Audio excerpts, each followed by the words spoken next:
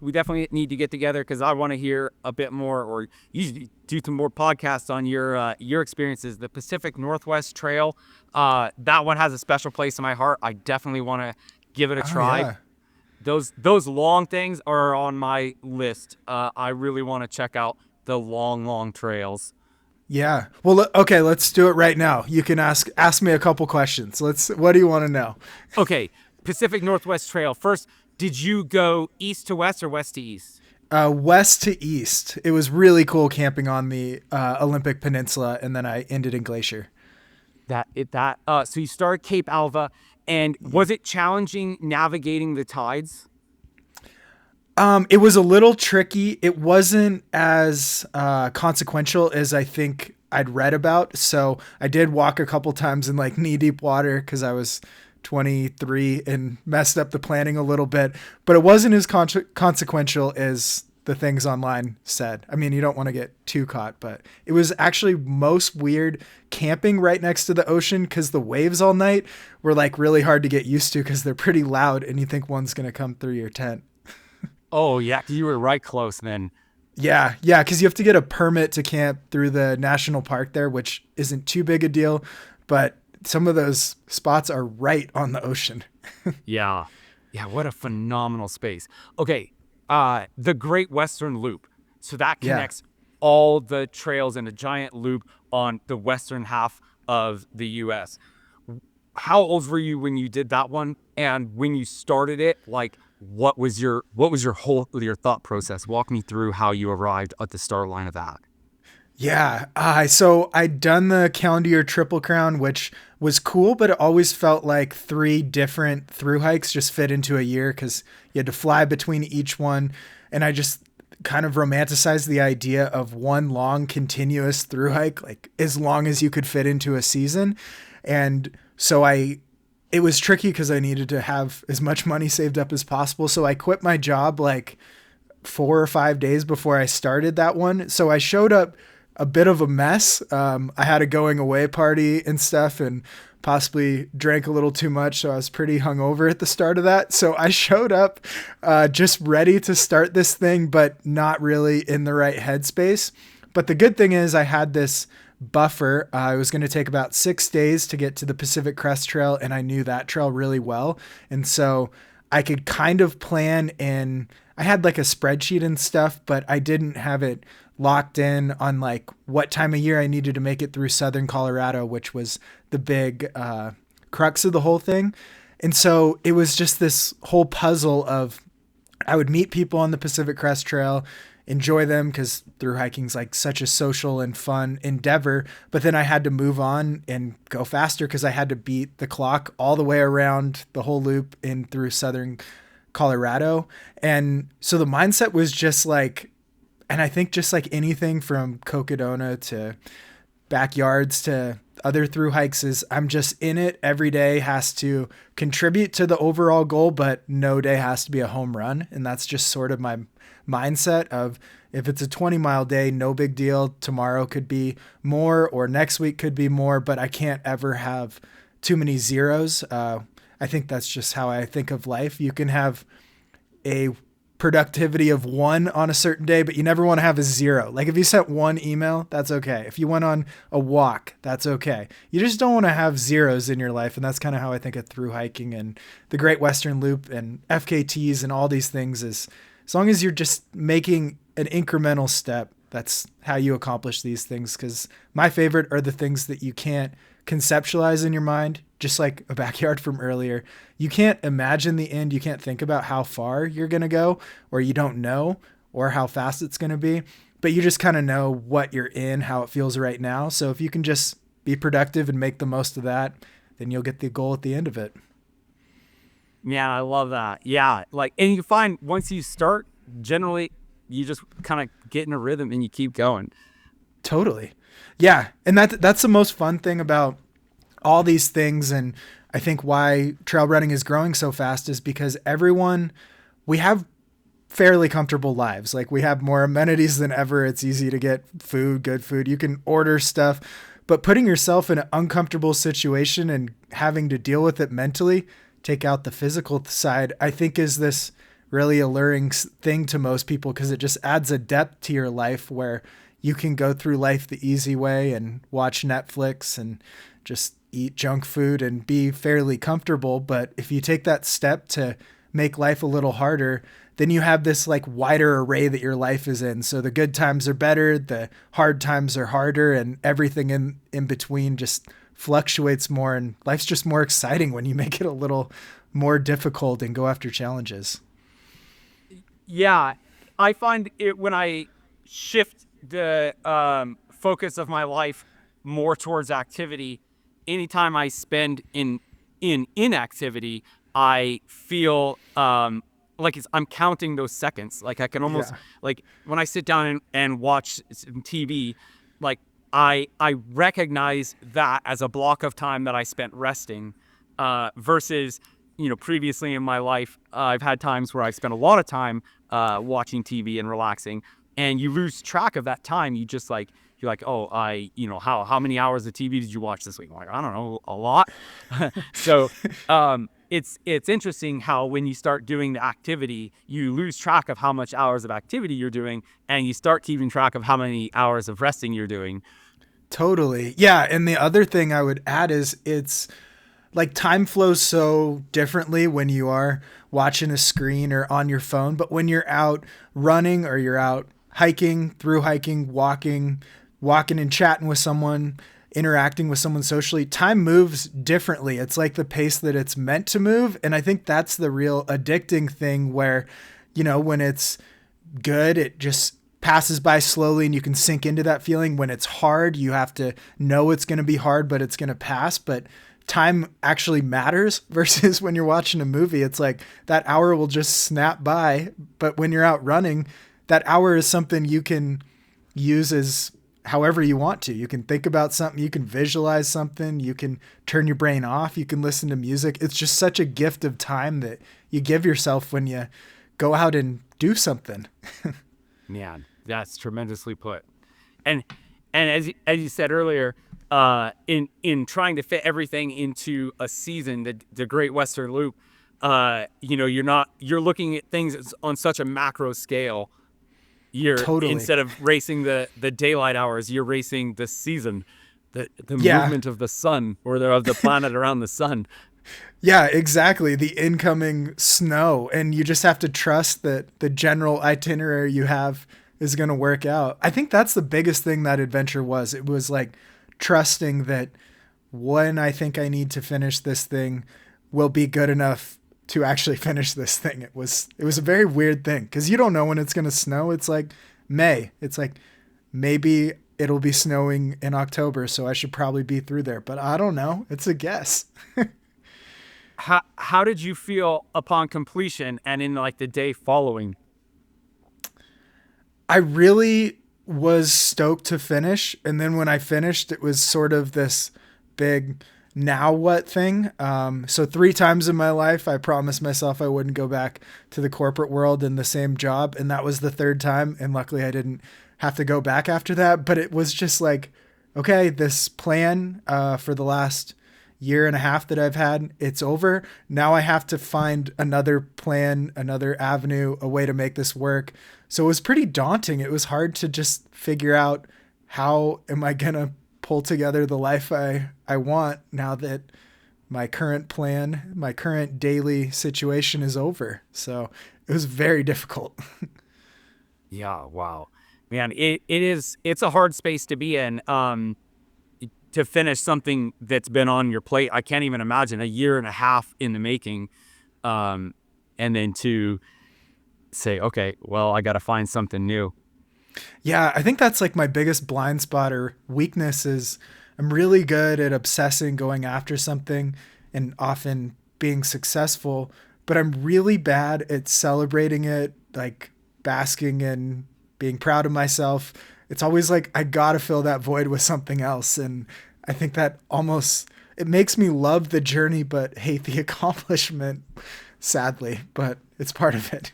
Maybe you just have to set your goals a little bit higher and you'll spend more time chasing them. Yeah, I'll be like first person to Mars. There we go.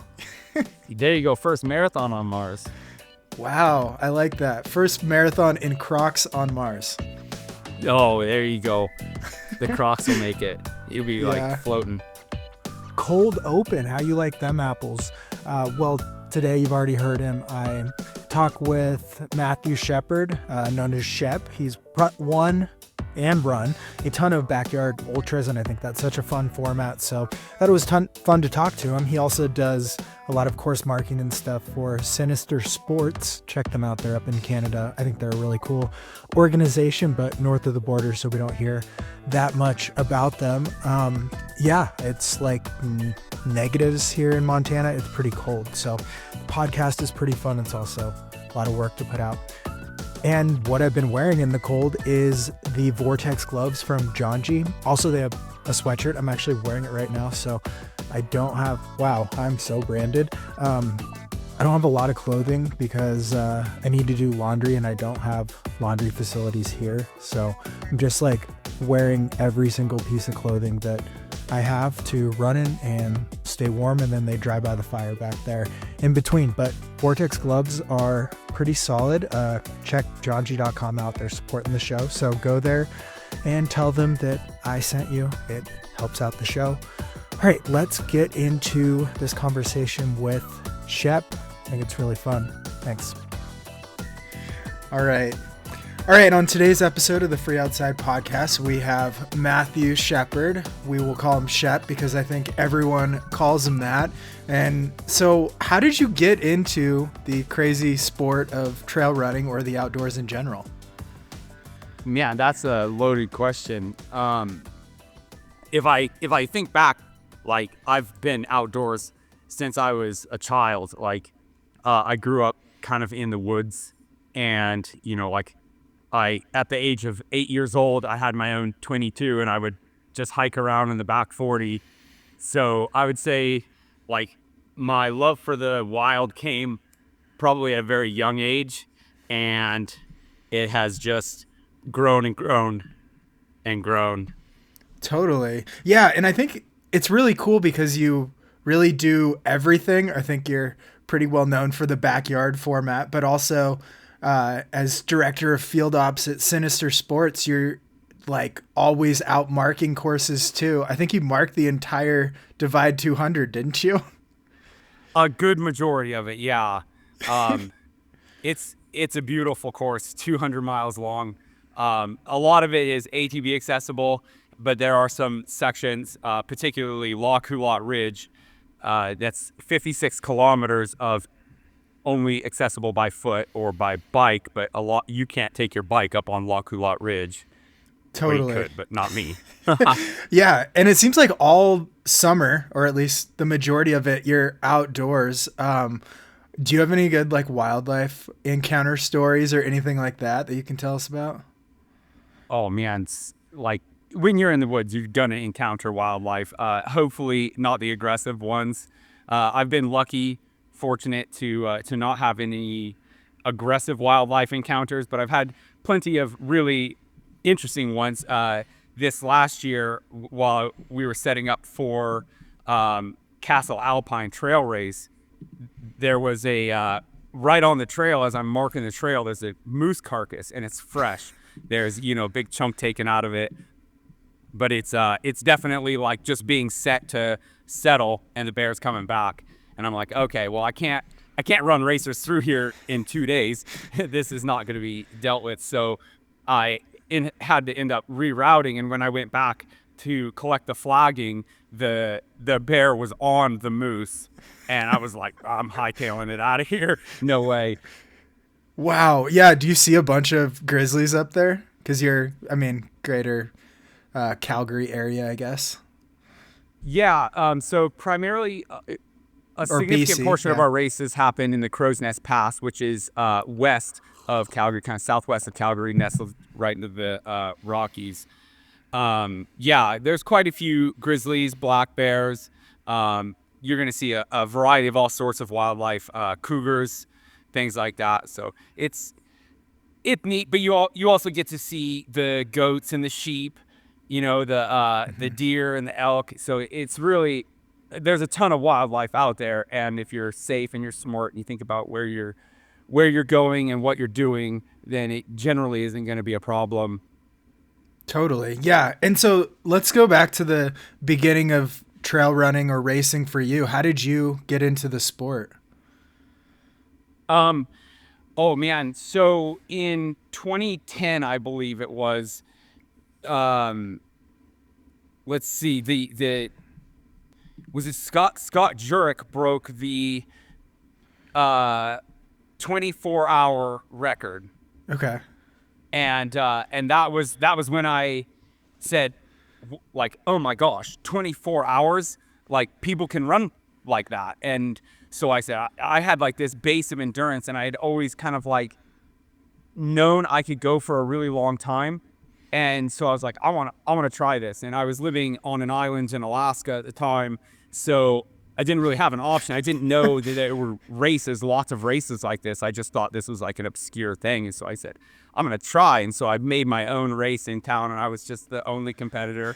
And I went around it, and I tried for 24 hours. I made it 12 hours. This was November in Alaska, and 12 hours and like 53 miles. And I was like, done. Oh my gosh, I was so wrecked. I had no idea what I was doing. But from that moment on, I knew, like, wow, that was a really fun experience, and I knew I could do better if I tried. But it was many years before I would get into racing again. In 2017, I did the death race, the Canadian death race here, and failed at that one. But it was just like, you could do this. Like, it's so fun. Even in failure, I was like, man, this is really wild, to be able to try. It's like a puzzle.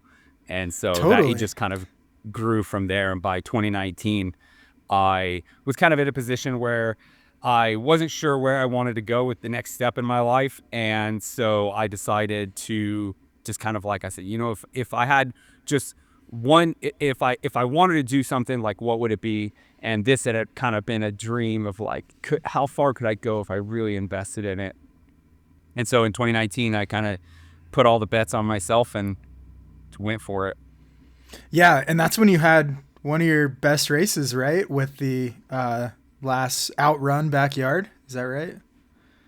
Yeah, I mean, it was a really fun race, certainly. I've had a lot of other races that I kind of cherish quite a bit more than that one, but that one was interesting, and it taught me a lot, because the challenge there was that it so muddy. Oh my gosh, it was like rain on rain on rain, and it took out a lot of my competitors who had a much greater pedigree than I.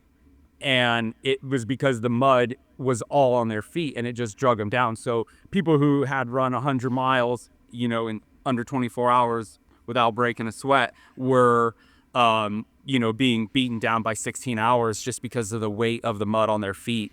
And myself being kind of a more stout runner, I was like, oh, this is kind of my jam. I really enjoy. I've run in the mud quite a bit, so I was living it up, and I think that really sparked my passion for how far can you go if you don't push so hard, and so it changed the course of my ultra career.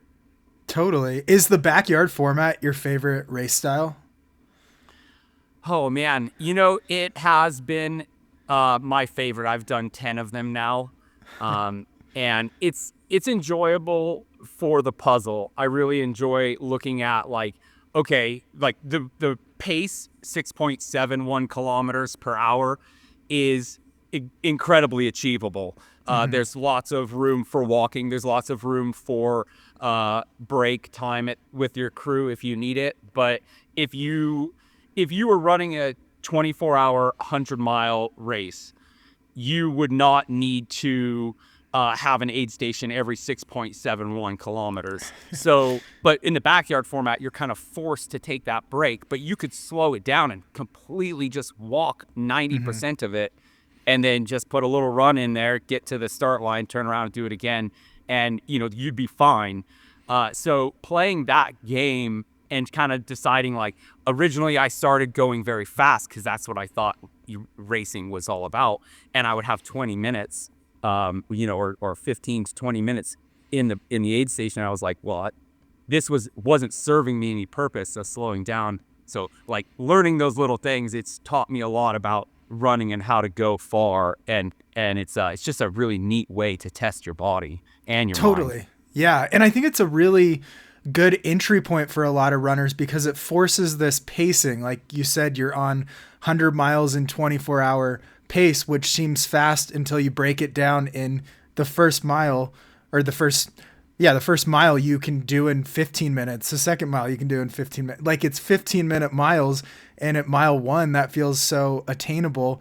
And if you do stick to that more conservative pacing, by hour 10, 12, 24, you're feeling a lot better than if you just went out and tried to run 100 miles at that 24-hour pace. Yeah, it seems when you think about doing it in under 24 hours, it feels a lot faster in your mind than it does actually when you get out there and just slow it down right from the beginning. Because often what happens is you'll come out of the gate and say by mile 70, something may have, or like maybe an injury's cropping up, or just some general fatigue or some upset stomach, and it slows you down by like an hour in an aid station, and you don't realize that if you had just added in some walking, you'd be in the same position, but you'd feel a lot better. Yeah. Yeah. How do you approach them? Because it's the only race style where you don't know how long you'll be running and you don't know how far you'll be running. Like you show up at a start line with no information. Yeah. So many years ago, I tried a 6-day race, and I've done quite a few of those. I caught the bug there. But in doing that, it was my baseline for like, okay, I think 6 days is achievable in the backyard style. You need to understand, you need to plan. Like it's going to take so much time. You can't just think you're going to jump into it. I mean, somebody like Ehor and Harvey Lewis, Harvey's been at it for ages. So you practice and you learn, you practice and learn. But in doing the 6-day, when I approach a backyard, I just think like, if this was a 6-day, like I can do that. I know I can do that. So now I just need to do more miles per day and keep it maintained. So practicing and learning and figuring it out, and eventually I think that is achievable, and it will happen probably within the next 5 years. We're growing so fast in the sport. Yeah. Yeah. And let's go into how the World Team Championship, how is that set up? And yeah, tell me about that. The World Team Championship.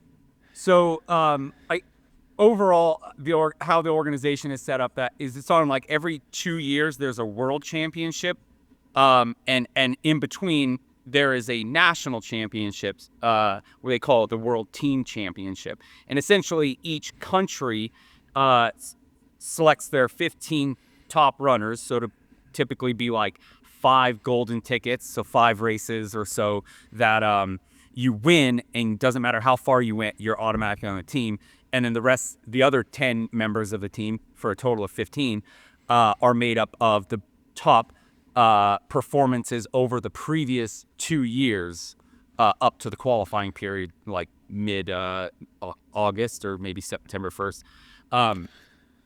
And then those 15 runners collectively go to one location within their country and race each other. But you're racing more so as a team, because each loop that each individual runner runs is worth 1 point. So every hour you earn 15 points if you have all 15 runners. If you only have 14, you're only getting 14 points per hour, until you reach the final runner for each country, and the country with the total greatest number of cumulative loops run by the team is the national champion, the world champion country. And then the winner of each country will then go to Tennessee the following year. So with this year, everybody that won will go to Tennessee and race each other to see who will be the world champion, and then the cycle starts over. Okay. And is everyone racing in the same location, or is like Canada racing in one spot and Belgium's in a different spot? How's the competition work? So for the national championships, the World Team Championships, uh, each country is racing in their own race course. So they'll pick where they're going to race, and they set their stations up, and they decide whether they're going to have elevation. They can have a very easy course. They can have a difficult course. It's up to them. And it can change each year. And then in the World Championships, everybody goes to Tennessee, which is the original home of the backyard course where it was created by Laz there in his backyard, Big's backyard, his dog. Yeah, it's literally in Laz's yard. It's pretty fun. I mean, it's kind of crazy too, but that's where, was it Harvey Lewis and Ehor or something last year? And then something like that, like going 400 miles or something. Yeah, absolutely incredible performance. 107 and 108 respectively. Harvey Lewis taking the win.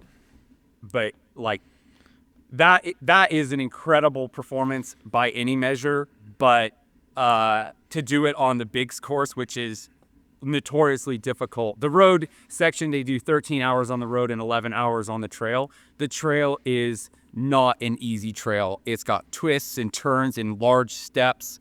You definitely have to keep your wits about you while you're running that trail versus the road, which you can kind of turn your brain off and just don't run into the ditch.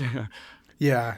And during the team championship, is there a lot of camaraderie between like the Canadian team and stuff? Because you want everyone to finish as many rounds as possible, because that's a point basically. Definitely. And we start in advance. We have like a group chat, and we, discuss with each other, like, hey, we'll run this pace. And it's pretty fun, like, especially with returning members year over year, you build those connections. So you definitely want to have a camaraderie right from the get-go. And it really isn't racing until you get down to the last two is what what we're kind of aiming for. I'm not certain what the other countries do, but you could see it like in Belgium when the three went this year.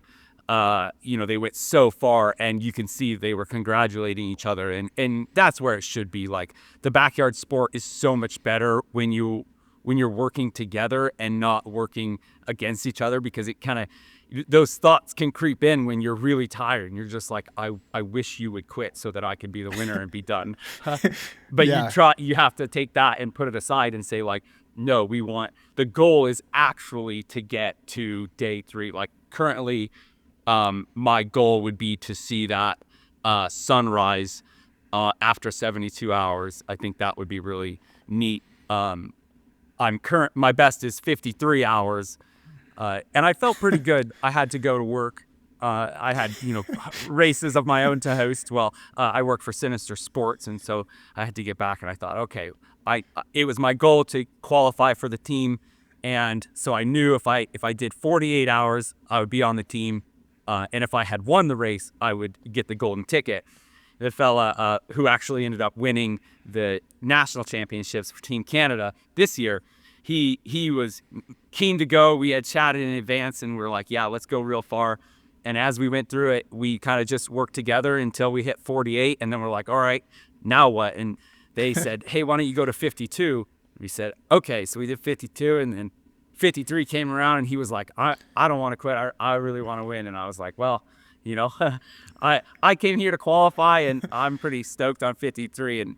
And it was probably one of my favorite races, because I was able to hit that goal that I had set, surpass it, and walk away feeling like I didn't go till I broke, which is pretty notorious in the backyard format. It can be very dangerous if you don't pay attention, or if you get too much, I want to say, ego or bullheadedness, because the goal is, how far can I push myself? And you could push yourself till you break. It's not hard. But pushing yourself right up to the moment before you break, I suppose, is the key, because it's a bummer to have to take those days off. Totally. Yeah. What kind of goes first? Do you start losing your mind, or are your legs heavy? What's kind of the flow? Because having done a couple of these, it's pretty fun. You're like conversing, and then towards the 24-hour mark, like you start feeling a little tired, and then you just have to keep going. But yeah, for you, how does the flow of things go? It really does come in waves. And if I was going to go back to my 6 day races where I had the opportunity to kind of go through. See, the backyard is challenging because when you hit a rough patch, if you don't make it through, you're done. You don't get to keep going. But in a 6 day, you can have a rough patch and then you can say, okay, I'm going to take 2-4 hours and reset and come back at this. Which so it's really fun for that reasoning, and in knowing that it comes and it goes. And sometimes something that might feel like an injury, you're like, oh no, I have a panic because I have something this going on. This feels really uncomfortable. And oftentimes if you just take some time and do some stretching, you do some self-check, it's just some sort of imbalance or tightness that has occurred and you've been pounding on it until it feels like an injury. And if you take some time, it'll come around. And so in learning that, knowing that going through some of these rough patches, it's just like, okay, this isn't going to last forever. It's going to be hard, and it's okay to be in it. Like, it's okay to be in it and it's okay to express it, but it's not okay to like hold on to it, because if you hold on to it, it'll never let go. Right. So you got to Yeah. just be like, okay, this can be here for now, but eventually it's got to go because I want to have some fun. Totally. And are you playing almost mind games or trying to keep it internal with the other competitors so they don't see that you're going through it out there? Uh, I really try to be respectful of their race. If somebody's having a struggle, they're not keen to hear your struggles. So often I'll kind of like hide mine in theirs and say like, like, tell me about what's going on, like how you feeling. And in hearing their misery, it makes mine feel not so bad. But if someone's with me and they're like jogging great, I'll say, hey, I'm gonna tag on with you because I feel rough, and I'm just gonna put my head down and want you tell me a story. Totally. And I mean, it's no surprise that you do so well in them because I think you're pretty social as well. And the talking during the races is the most fun. Like, you just get to know other people while you're running at least a conversational pace, if not walking some of it. Is that like one of the biggest draws of just, it's like the easiest way to make a friend because you have nothing else in the world to do for as many hours as you're out there. And yeah, that's exactly it. And it doesn't matter if they're significantly faster than you, because eventually they're going to slow down and you're going to be going the same pace, or one loop or two loops, you'll catch them at some point. So it's really neat to be able to share the experience with a bunch of people, because you're all kind of limited to go at that same pace. So it's different than a point-to-point race where somebody might be suffering at mile 70 and you catch them. You were behind them for 10 miles and now you finally caught them and you feel good and they don't. It's a different dynamic than when you're both at the same pace, running at the same time all the way together. You experience the same thing, like, oh, did you see that just now on the course? Have you talked to this person? They're doing this. It's really neat because the team of it is particularly the national team, because everybody really, really wants to go far. It's an enjoyable space to be in for the conversation. Totally. It takes me back to my through hiking days too, where you could like make a lifelong friend in a day. And it's exactly the same feeling out there because you have the same goal. There's no front of the pack or back of the pack. There's just the pack. And it's pretty fun, especially when you add in the wrinkle that it takes two people for the race to continue. Like, at some level, to push your own limits, you need to have a friend or someone else out there with you. It's just such a weird, funny, crazy dynamic that Laz came up with that just works perfectly. Yeah. It's also interesting in the space when it's down to the last two. It becomes the whole race shifts. It's very fun until it's the last two, and then there's a lot of weight on your shoulders because whether you want to go really far or whether you want to just win, you have to make a lot of decisions. Whether like, are you going to play the mind games? Are you going to, challenge your competitor? Are you going to lift them up so that they can go further? Because eventually you might be feeling bad, and are they going to return the favor, or are they going to try to push you down? So the dynamic of two, I think, is really interesting space to be in as far as the backyard goes. So I really enjoy the backyard until it's to two. Then it becomes like, I don't know. I found that challenge is not my favorite.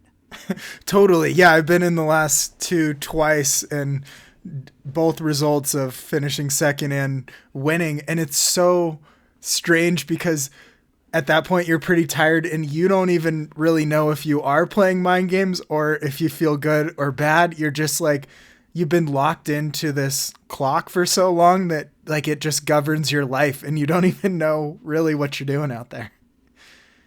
Yeah. And the compassionate side of me, I don't want to see my competitor went just as far as I have. Yep. So like, I don't want to see them lose. Like, we built this camaraderie. Like, I know your story. I know why you're here and why you're hungry for this win. So like, for me to say I'm taking it, it's a difficult space to be in. I mean, but it's racing. Yeah, totally. What are some of the mind games people play out there? Oh, I don't know. I guess, like sowing the seeds of doubt would probably be one of them. A lot of people, I have seen a pattern of like explosive energy followed by rapid decline. And you can almost call it like, if you see somebody come off the line deep into a race, and like it's a showboat, and then eventually it leads to a very rapid decline and they'll be gone in short order. Yeah. Yeah, definitely. Do you have any good like hallucination stories or anything out there, either during 6-day races or these?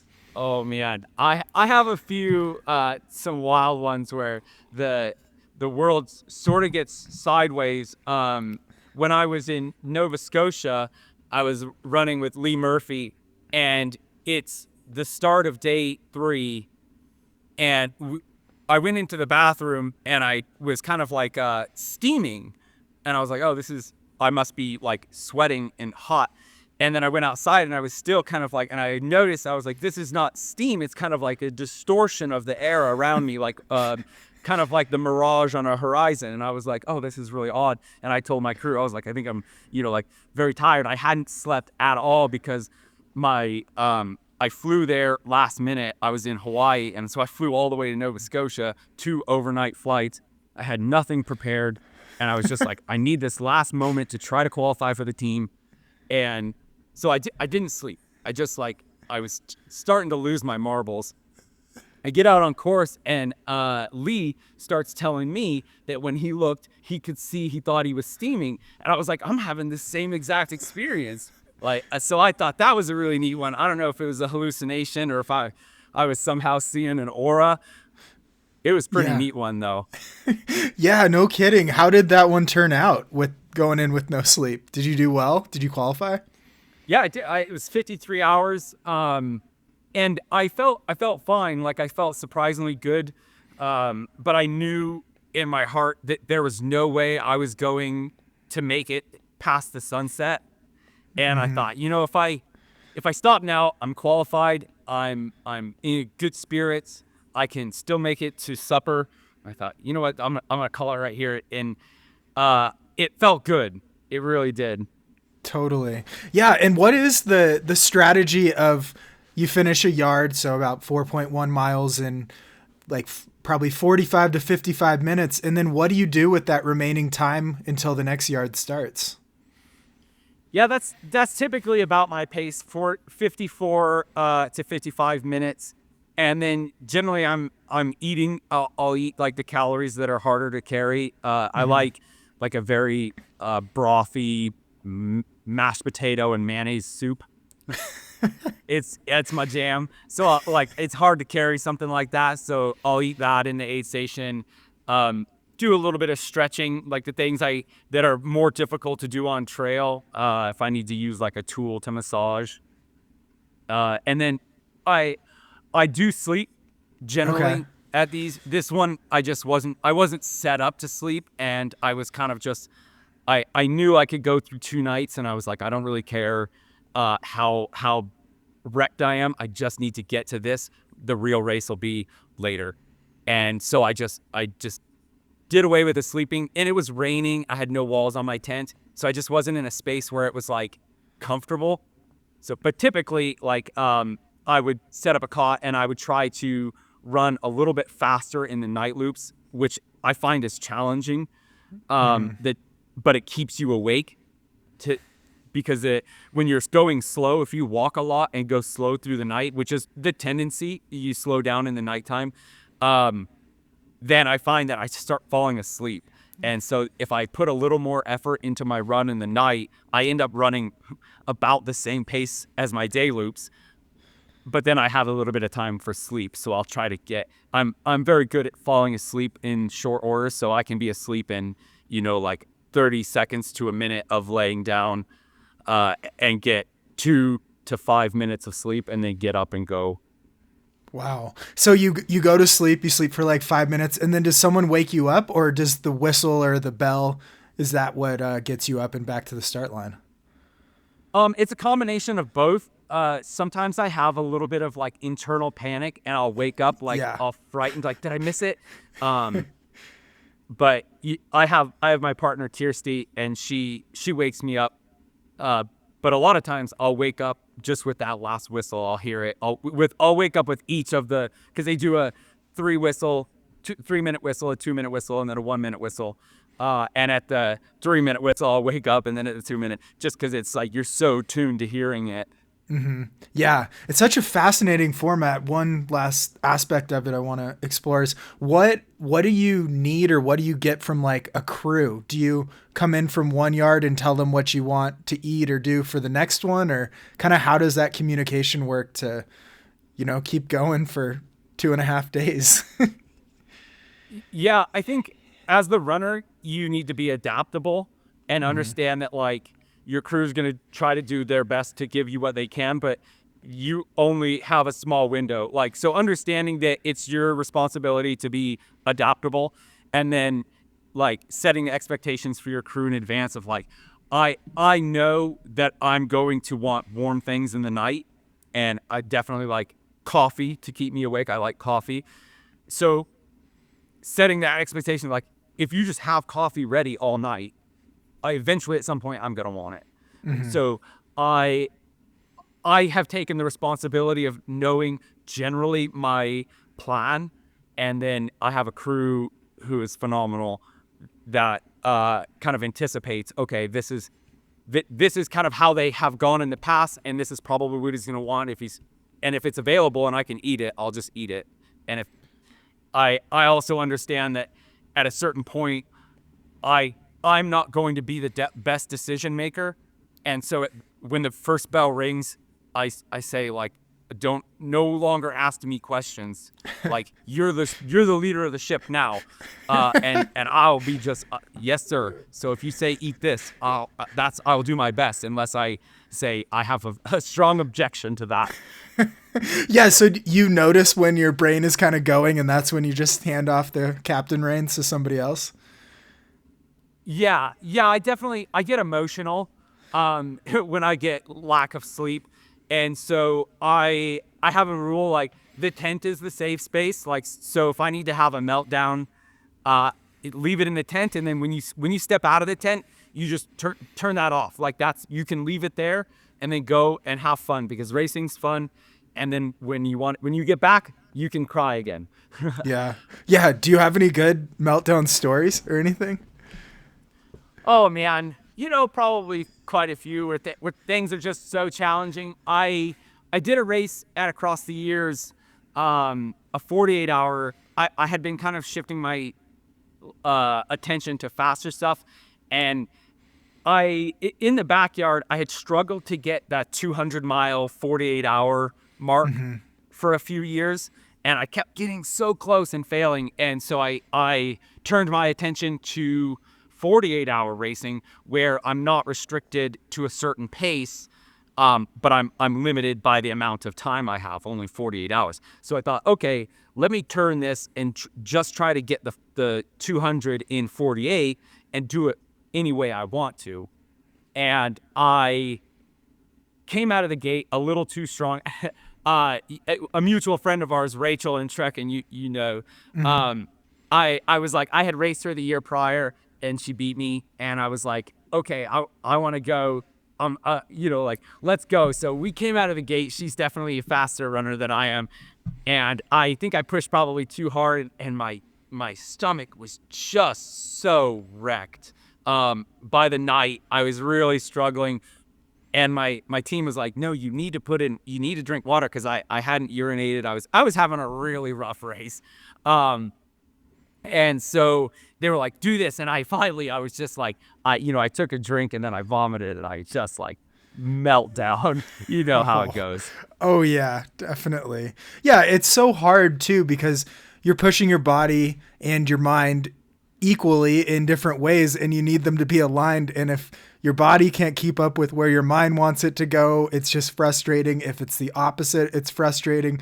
But I also think that's the beauty of, especially I'd say 48 hours and above, or last person standings, is it is that ability to see what's stronger. Is your mind stronger? Is your body stronger? And, then for the next one, you work on, maybe it's your fitness or your mental toughness or your headspace. I think it's just such a unique proving grounds to yourself of where you're at and how you're aligned, because you dig such a deep hole and it's so hard to push through that. Yeah. And I think a big part of that struggle is being okay in the failure. And I think that just comes with more and more and more of it. You learn that, like, each time you are growing closer, like, especially with the backyard, like, you're gonna go until failure. Everybody's gonna go to till failure except for one person. And so with that, like, it's okay to even go in knowing I'm going to go until I fail, because clearly somebody here is in tremendous shape, and they're going to win, but I'm going to go until I fail, and maybe it might be the win. Who knows? But Yeah, going into that and saying, like, okay, what's going to fail first? And if you shift to that, then you will actively fight every single failure, because you're like, no, I don't want that one to be the failure. Like, oh, my calf is kind of feeling tight, and well, that's not enough to be the failure. Like, my mind is feeling a little sad. Like, okay, well, that's not enough to be a failure. Yep. So when you shift from I have to do this perfectly to, like, I just want to find out what one's going to break me, then it changes the way you approach all of the challenges. totally. Yeah, and I don't think there's enough opportunities in life where you get to like address or go after something knowing that it's going to lead to failure. Like, I think that's so brave and bold and cool. And I think more people should go after it, because you're lining up at a start line knowing it's going to hurt, knowing it's going to be frustrating, knowing you're going to be depleted, and knowing you're probably going to fail. Like, that is so crazy that we're voluntarily doing that. Oh yeah, every time I do a backyard, a few days prior, I kind of like, a realization hits me. Somebody will say something about it, and I'll be like, "Oh yeah, we're about to enter it." Because when you start a backyard, when that first bell dings and you do that first loop, it's kind of a bit of a mind game with yourself, because you're like, okay, how do you feel today versus every other time you've lined up at one of these? Like, is this going to be your race? And it's so, you have to be so slow that you don't really get to, it's like the horses want to go, but you got to reel them back and be like, okay, I think I feel pretty good, but I'll just keep it slow. We'll keep it slow. Um, and so I generally spend like the first 4 hours, like, drawing it in, particularly on a new course when you don't know all the turns. And I'll spend the first 4 hours kind of trying to dial it in and say like, okay, pump the brakes, take it easy, because you never know at the start how you're going to feel after, 32, 36 hours. That's typically where I find, a lot of people, you're between 32 and 36 is, uh, a lot of people are experiencing a very difficult spot. And then you can kind of push through that. And by the low 40s, and I'm just speaking historically from my experiences, the low 40s are extremely challenging. And that's because you're starting to enter the nighttime, your second nighttime. And that's where a lot of times you're going to see the end of your race, or, the races that typically go longer, that is a difficult night to get through. And practicing that second night has been a big help for me getting into those to go further. Totally. Yeah. Do you do any like visualization or like mindset type stuff going into a race like that, or are you pretty set? Yeah. Particularly during my easy runs, I do a lot of my easy runs on a simple route.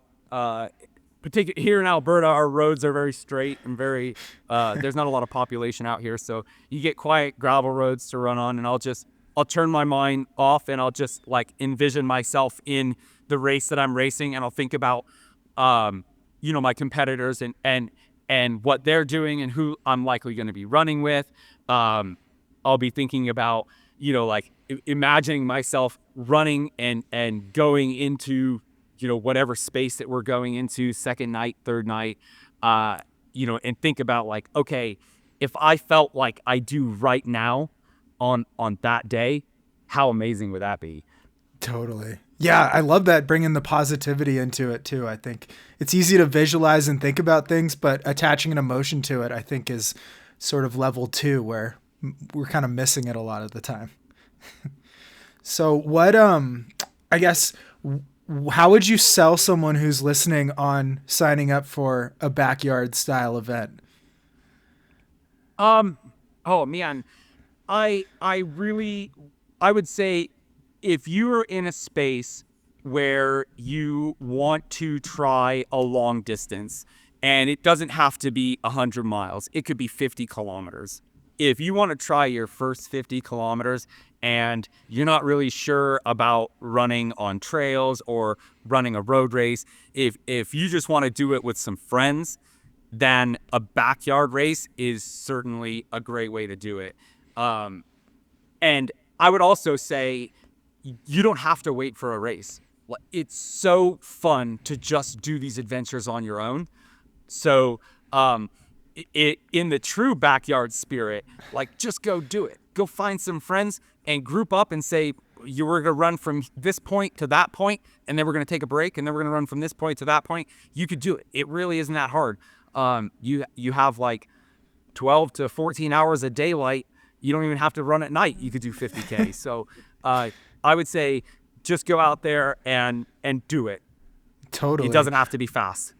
Yeah. All right. I want to get into what I think is one of the most underrated, at least for us in the States, race companies. How did you end up at Sinister Sports? How did you end up working on the races? Yeah, so this is actually kind of a funny story. They're based in Crow's Nest Pass, and I had run a couple of their races previously. And Crow's Nest Pass is it's spectacular. It's the trail running capital of Canada, just a phenomenal space. And I had driven through several times and never taken the time to really explore, stop and spend any amount of time. So I stopped in 2022 and spent a week of just camping there and just taking it in. And I said, you know what, I gotta come back here and spend some more time. And when I got home, I was on Instagram, and surprise, they're hiring. But it's for the director of customer experience, and not. While I do love people, computers are not my favorite thing in the world. So I called him up and I said, hey, this is like, I've got a lot of skills, and I think I could offer, a lot to the team. He ended up not really getting back to me. I could tell when I talked to him that he was very overloaded, but is overloaded with like clerical work. And so I said, I'm coming on June 1st. So I just showed up and I said, let me show you what I could do. And I went to town. I fixed up all of his chainsaws and some other equipment. And he said, okay, I got some work for you. Wow. And then does that lead to a job, or did he hire you on the spot once you fixed up stuff? Yeah. So yeah, from that point forward, I was working. That from that day on, I had a job. Nice. And then do you just flow right into like marking and working on the trails and stuff like that, or what became your role after you proved you couldn't use a computer but you could use all the equipment? Yeah. He started assigning me tasks like, okay, well, can you do this? Have you ever, worked with steel stud construction? Have you ever driven an ATV? And I'm like, oh yeah, I can do all these things. So he just kept assigning me new task until eventually he was like, I just kind of like, I learned generally what the process of setting up the race was, and from that point forward, I was like, oh, I can build this even better if I do it, this way, because now that I'm spending so much time doing these things, I'm kind of learning, okay, here's an efficiency. And so I actually built out my own role into like, okay, here's where I can be here, and then on this day I can be here, and I can do both those things, and that's how I can fill 2 or 3, 4 or 5 different roles. That's awesome. Yeah. And then so you guys announced a new 200, didn't you? Tell me about that one. Oh yeah, the Sault Ste. Marie. We're coming out for a 200 up there. Oh my gosh, it's going to be phenomenal. We're working with a tourism board where there's a train it's a train. It takes you up to the Agua Canyon, and so it's like a 3-hour train ride. Absolutely gorgeous. It's once in a lifetime. Well, I guess multiple times in a lifetime if you really like experience to be on this train, and then you're gonna run through up by Lake Superior. A lot of tremendous terrain there in Ontario. We're very excited to be kind of making an expansion out east and being able to offer the communities there the Sinister experience, because we definitely do race. We are a professional race company, and we do it really, really well. And that we are runners. We are, very passionate about the community, and it shows. And so I'm super stoked to be able to bring that to the east, or further east, eventually, hopefully to the East Coast. I really enjoy the East Coast. The people out there are phenomenal. So I think getting to spend more time with those race communities would be a real treat. So hopefully we'll get out there in the next coming years. Totally. And how do you start a 200? So either divide or this one, do you have an idea of some trails, and then do someone with Sinister have to go out and like literally run the route, or is that you? Do you get to like explore and say this goes or this doesn't? Like, how do you come up with the route? Yeah. So Brian, the race director, he does most of the route planning, and then I help just by I do all the scouting. I go check the trail. Like sometimes there's a spot where it's like, okay, these trails are close, but they don't connect. Is there a way to get through there? So I'll go out and see how brushy it is, or see if there's a way to get through. But with this one in Ontario, I haven't had opportunities to get out there. I'm so busy in the summers. So hopefully this spring, we'll go. We've had some people from Ontario that we talk with, and then using the different mapping softwares and things like that. Totally. Yeah. No, I think it's just seems like such a crazy undertaking between aid stations, volunteers, flagging a route, putting it on, and then getting entrants and runners aware of it too. So I just can't imagine the 200 distance seems insane to put on. I mean, honestly, it's really just more of the same. The biggest thing with 200, well, I would say from my perspective, because we have a team, it's definitely not all on my shoulders. From my perspective, the challenge is the logistics and timing. Like how long is it? When you have a new 200, you don't know who's going to show up and and what their expertise is going to be, how fast they're going to run. And you don't even know what compounding some of those distances would be like, particularly the Divide 200. It's such a mountainous race, and it's incredibly spectacular, but it is gnarly. Like, there are some wild climbs in that one. So you don't know, like, okay, if we put somebody through that, how are they going to manage the less technical section? Are they going to be walking? Are they going to be beat up? Are they going to need some time to recover? So planning how fast someone could possibly do a new 200 route when you're setting up your aid stations, that is, that's the most challenging part from my perspective, because you just don't know, like, how early do you set up an aid station? Where's your front runner at? You got to have people ready. You can't just say, like, and go now. You got to say, like, okay, you're going to be here on Tuesday at 4:00. You need to be ready to go. But that you're projecting, you don't want them sitting there for 12 hours waiting for the first runner. Totally. And that seems like the hard part, because in a 200, runners spread out so far. Like, they might be spread out by 2 days and stuff like that. Yeah. And with these remote mountain aid stations, sometimes, like, we had one checkpoint 12, we had 2 gals up there that just camped the entire time. They just lived there for 48 hours. They lived on the side of a mountain.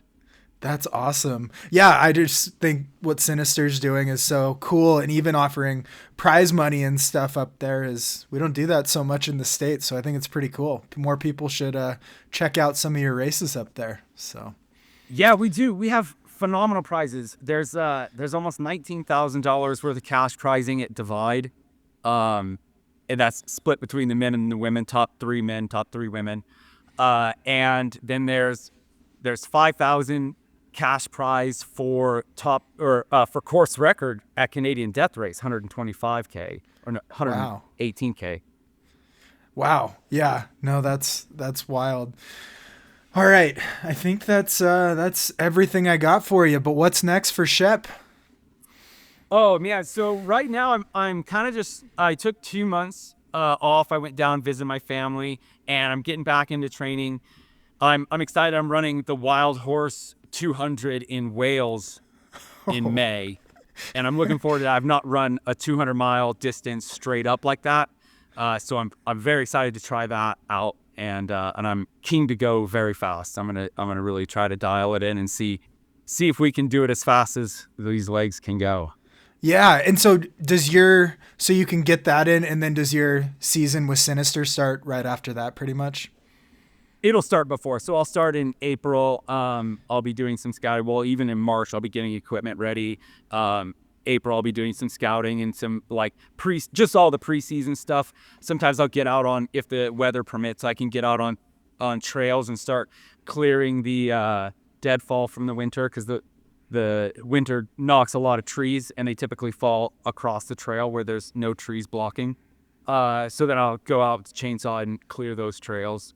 And if I start early, I don't have to do them in the week as much in the week prior to the race. Yeah. Okay, I actually have one more question. You have property, you said, way up north. I want to just hear about this. How cold does it get? Is it impossible to get to? Is it remote? Like, what is it like that far north? Because I'm in Montana, and people in the U.S. think this is remote, but it's got nothing on where you have property. So you could probably drive for like 16 hours before you would arrive at my house from where you are. Maybe more than that. It does get very cold. So, minus 45, minus 50 Celsius is about the coldest I've ever been outside in for any duration. It's very cold. It doesn't matter at that point whether it's Celsius or Fahrenheit. It's the same, yeah. Just insane cold. It's not that. I mean, after minus 25, it all kind of just feels the same. It's really, really cold. Yeah. But if you dress all right, like I did one time, I did a backyard, the virtual backyard that they did, and it was minus 30 out, and I did 16 hours, and that was it for me though. Funny story though. I look back on my videos, because I was taking video for Instagram and stuff while I did that run, and I have a video where I'm like, well, I think I'm gonna call it. I'm just so cold. It's minus 30 out, and I'm legit wearing like a long sleeve shirt and a thin jacket. And I'm like, you knucklehead. Like no wonder you were cold. Put on a puffy. Man, yeah, no kidding. I mean, it's just a different world up there. We had -30 for 3 days last year, and that's about the coldest I've experienced. But I didn't even go outside, so I'm weak. You should try it. Oh man, go outside and when it gets to -40, and you can take boiling water and you just chuck it in the air, and it just poof turns into a big cloud of snow.